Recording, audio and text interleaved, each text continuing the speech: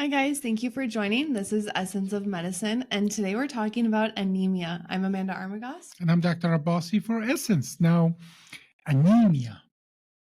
Where is the origin of the word anemia? That's a good question. I don't know. Well, practically, this is a combination of a preface a or a and anemia, meaning that not enough blood, not enough. So, like, there are lots of other things that Because A is like not, right? A is not enough or not enough blood. Obviously, I guess for thousands of years again, we have known that there's something inside of us is red, and if we lose enough of it, then we die. Or if that is always a dangerous thing. As a matter of fact, we have developed to have this fear of everything that's blood colored red.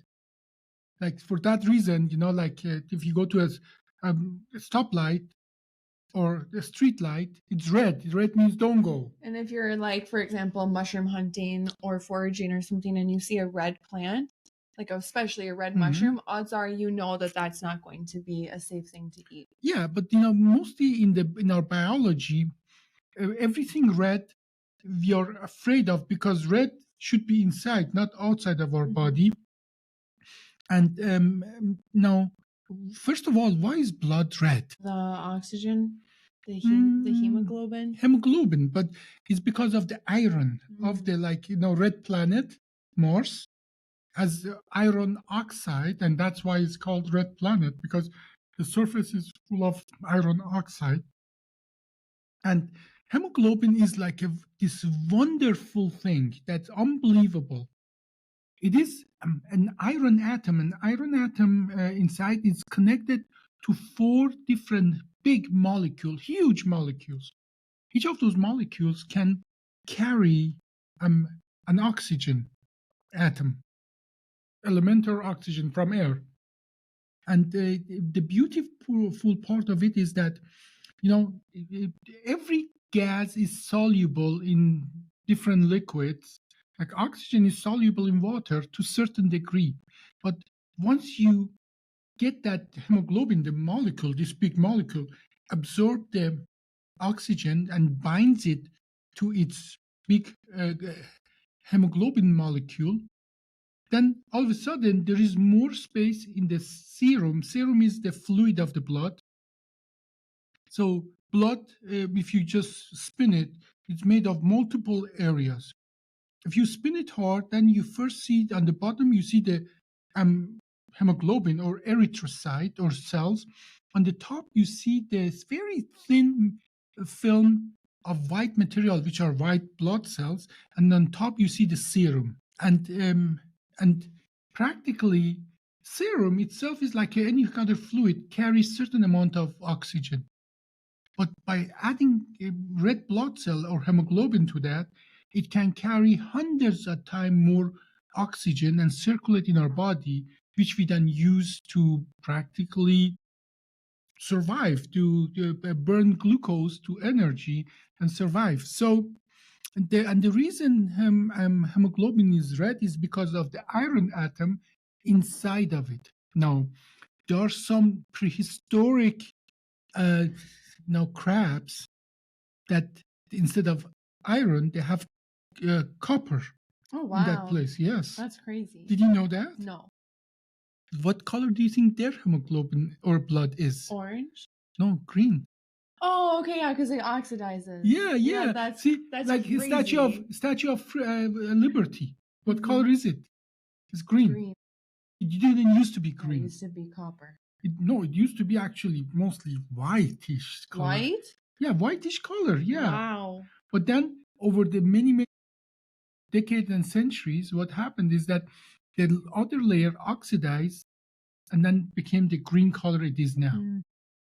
So, by the way, a gallon of the blood of those crabs is like $60,000. So if you can go and milk the blood of those crabs, you can be very rich. But they're still alive now. Oh yeah, we still have them. They're crabs. There's certain Yeah, but there's so special. many kinds of crabs, like Oh blue yeah, shell crabs, soft shell crabs. horseshoe crab. I would call them horseshoe crabs. Oh, okay. I've seen a horseshoe. You have seen that?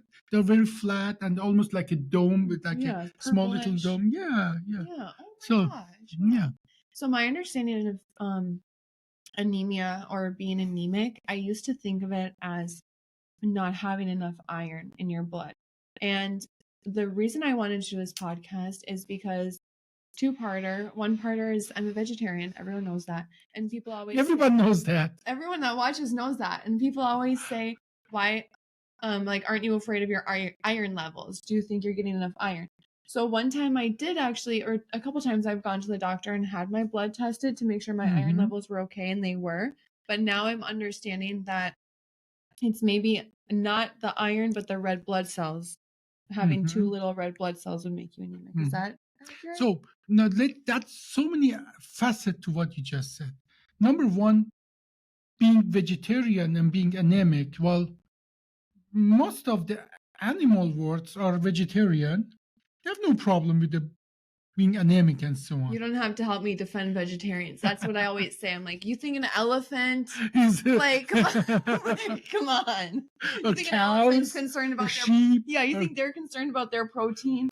No. So obviously this is what let's put it. Then let's dissect that. Being vegetarian, you have to be more conscious about what you eat than if you are not vegetarian. That's just the way it is. Because we are omnivores. Omnivores meaning we eat everything. If you look at our teeth, we are not carnivores. We are definitely not carnivores, but we are not completely vegetarian either. Our diet is a diverse diet. As a matter of fact, we call human more than any chimp or anybody else opportunistic omnivore. What does that mean? Our diet is mostly gathering fruits, roots, leaves, and the animals that we can luckily catch, or animals that somebody else caught, and we just get access to them. We don't even have the right teeth to open up a skin of any animal. We are miserable compared to. I mean, let me tell you something. How miserable humans are. A mouse is faster than an Olympic sprinter. A mouse. Repeat that. A mouse is faster than an Olympic sprinter. Okay, so that is how miserable we are. Now, our teeth are like not only teeth, but as well our jaw closing. We call that bite pressure is like less than a cat. I mean, a dog. Your dog has probably little dog has probably 3 times more jaw pressure. You guys, my dog's 10 pounds. Yeah, but psi per pound per square inch of any animal, we have probably the lowest jaw pressure. As a matter of fact, they did a study. One of the reasons humans are human is because our jaw pressure is so miserable. Okay, this is beautiful. I'm sorry, it's an excursion, but I have to say that. Now, there are these diseases called muscle dystrophies. The most famous one is so-called Duchenne muscle dystrophy. Practically in that muscle dystrophy, the leg muscle, they go and other muscle, and then later on lung muscle, chest muscle, they go on, and people cannot even breathe, they die. Okay? So, and then there's a huge variation of these kind of muscle dystrophy. There's muscle dystrophy that just muscle in your eye cannot move, and so on and so forth. It's amazing how it works. Eventually, we found out that humans have a genetic variation that made our chewing muscle. No, everybody, put your hand on your temple and chew. Do you feel it? Yeah. We have a bone here called a zygomatic arch. Underneath, there's a muscle, the so-called masseter muscle going in, and the masseter muscle connect to our lower jaw and help us to chew. And if you compare that us to any other animal, we are miserable. Like a gorilla has like 2,500 times more the bite pressure in their jaw than we do. They can crush anything. Now, why are we so weak? It's not actually a genetic disease. practically humanity, sometime in their life, they got a human genetic disease that our bite pressure was so reduced, and two things then happened. Now, imagine if you had 3000 psi, human has like 50, 60 psi jaw pressure.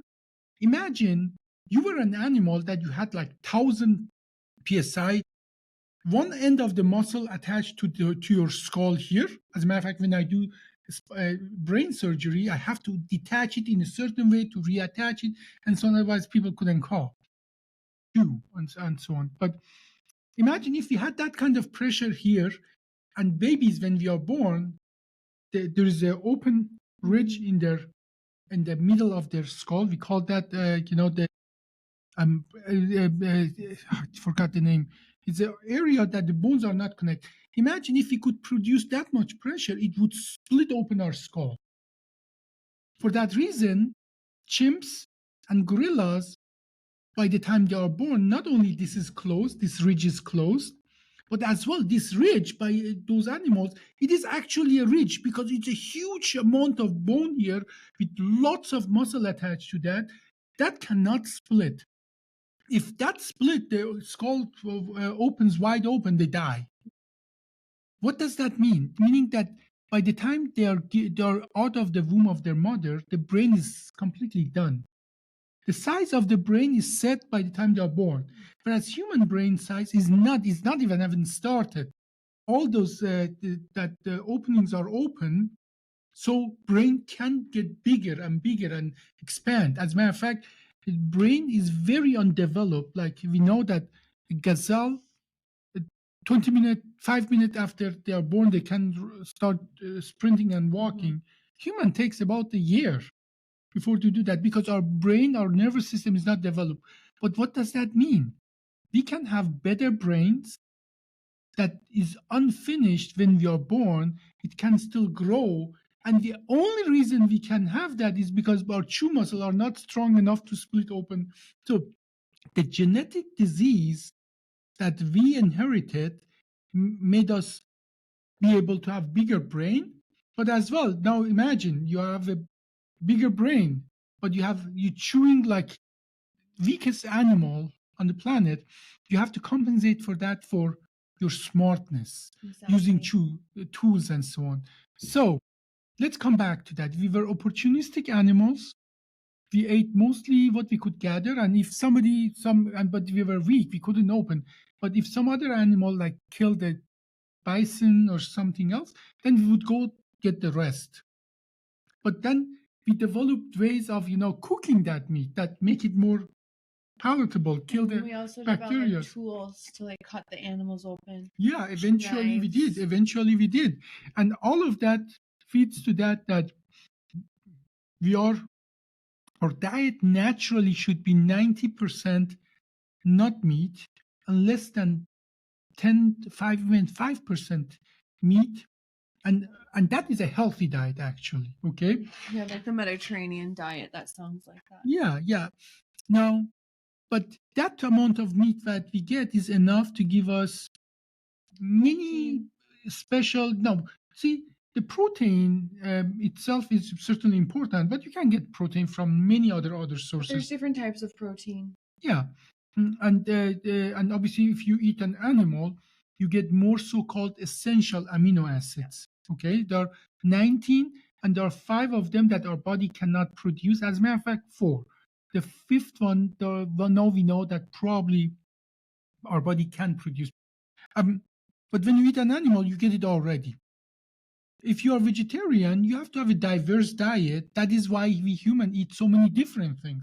Naturally, try to eat for a week the same thing. You just cannot stand it anymore. And this is in our nature, that we cannot stand it because our survival depends on having a various diet. Okay. There's some people that do color diets, and then they choose one color a day and only eat that color for an entire day. Well, I think our body more or less regulates and so on, but I'm talking about nobody likes monotonous diet. So and that there's a biologic reason for that. So you get what you need. Now we talked about that huge part of building hemoglobin or red blood cells is iron. Iron is one of the most abundant things on the planet, but it is not available to us. It is only available to us if it is a kind of the ionic iron in a certain, because iron comes in a two electron shell or three electron shell. It comes in different variation. Only the special kind of iron is our body able to absorb that, because that's the one that goes to hemoglobin. We don't need any other iron. As a matter of fact, if you eat any other kind of iron in abundance, babies, if they eat that iron pills, they may die even of it. Okay, so A lot of people, there's, what do you think of this? There's this thing called like a iron fish. Have you heard of that? no. So when you're cooking something that's acidic, tomatoes, lemon, something like that, chicken with lemon, then you can put this fish that's made out of iron in your pan while you're cooking. And if you have an issue with iron deficiency, supposedly that it helps you to get more iron. Well, I don't know what to think about that, because considering, that is elemental iron in certain way that our body absorb. I don't know how much of that will get. It's not like an iron metal that we can absorb. So it's literally a kind of iron or salt that we are able to absorb. So I don't know much about It that. sounded fishy to me. When I heard about that, I thought it sounded weird. Yeah. So, okay, but we're talking about anemia. Iron is only one part of it. Yeah. So, what is the average, hemoglobin in like 100 cc of blood? You have to ask Alyssa. It is about somewhere between 12 and 14 grams, meaning that 12 to 14 gram of blood is actually hemoglobin. The rest is plasma. But very interesting, I see it always in my ORs that 10 cc of blood, if you splat it on the field or floor, you think it's like 10 times more, because we are so overconscious about that. And you need a very little blood to add to any fluid to make it to think it's all blood. It is sort of our eyes, our biology is so overconscious about the blood and so on and so forth. What that means that now we have a lot of knowledge to know what is a healthy amount of hemoglobin in the blood. You need iron to build hemoglobin, but you need as well these packages of hemoglobin. We call them red blood cells. As a matter of fact, red blood cells, they don't have any nucleus. It's a one-way ticket. Now, our body builds them. They are cells that they live certain amount of days and so on, and then they get recycled in our spleen mostly, and then and in our spleen and in our liver. As a matter of fact, the product of the waste product of hemoglobin become like a gallbladder content, and then that's what give our stool the color of the stool. Oh, I always wondered that, actually. Yeah, that is a color of the stool is the byproduct of the breakdown of the hemoglobin that gives. First, it makes it so our body is recycling it. First is the red blood cell and hemoglobin. Once it's done, it goes to our gallbladder and becomes material that help us to digest fat better. And then it gets even more, and then comes out in our mostly in our stool. Now, but regulating, how much hemoglobin is in red cells, that is another path in our body that is regulated by many hormones and so on that practically tell us how much red blood cell we should build. And do you know where mostly we build red blood cells? In our bone marrow, inside of our bones. Again, another place where our body recycles the spaces and so on. The liver is as well is a place that red blood cells are produced, especially in children and so on. But mostly in adult is in our bone marrow. All our blood cells are reproduced and produced, but mostly the red blood cells. Now, anemia is practically if you don't have enough red blood cell or hemoglobin in your body, and there is a hormone called erythropoietin, and that practically that your kidney and produces that if there is not enough hemoglobin, and it literally makes those stem cells in your bone marrow to produce more of that. And there is actually there are good stories about in the old age how you would know if somebody has anemia or not. I think I showed you one. Yeah, you've done it to me one time because that's another question I had is my face was looking to you white. Why when you don't have enough red blood cells, why does it actually maybe make your skin look whiter? So why do you think we have there are two reasons we have our skin color. One of them is the amount of melanin in our skin, and obviously if you're in the darker spaces, if you're in the more high IUV places, you have more melanin to protect your skin from the sun. Yes. But then the other reason is that because you have blood going under the skin in your tissue. Why are your veins more prevalent then? Well, the veins have a lot more hemoglobin. What that means is that you have more color red there. But they're blue. Well, they look blue because they're what we call desoxygenated, meaning that the oxygen is taken away from them. So hemoglobin, you remember we had that the iron molecule. The iron molecule, it is really red when it's connected to oxygen. Okay, so when you take the oxygen away from that, is not as red. So meaning that blood that has more oxygen, our arteries are red. Blood that are in our veins that have less oxygen, they are less red. They're not really blue. But what happens if you mix color blue and color red? You get purple. Yeah, that is mostly that because they don't have enough oxygen in them, and they have to go through more pink tissue. They appear more purplish, bluish, black, and so on. But they're not really blue. Now, one of my old teachers when I went to med school in Heidelberg, they showed me before the time that we had any access to these labs and so on, is that so if you have like keratin and melanin and so on, you don't really see the capillaries. But there are few places in your body you can see the capillaries. And literally, if you take your hand and turn them like this way, then you see the lines here. That is where there's no melanin. That means that you see the capillary, meaning that if you see it very red, meaning your blood, my hemoglobin is probably 14. And if I'm looking at you, I don't see it in yours. Yours probably around 10 to 12. So here's better. Okay? But look at even here with me. So that is an old way he showed me. And another place that I think nail beds. You see, you push on them and you see how fast they feel back. At first it becomes whiter, but if it doesn't feel, it become purple. Pink again right away. Then meaning that as well you have low hemoglobin. So when someone has low hemoglobin or someone's anemic, a lot of times maybe they're like lightheaded, right? Well, what does blood do for us? It gives oxygen and other material that our body needs, especially to our brain.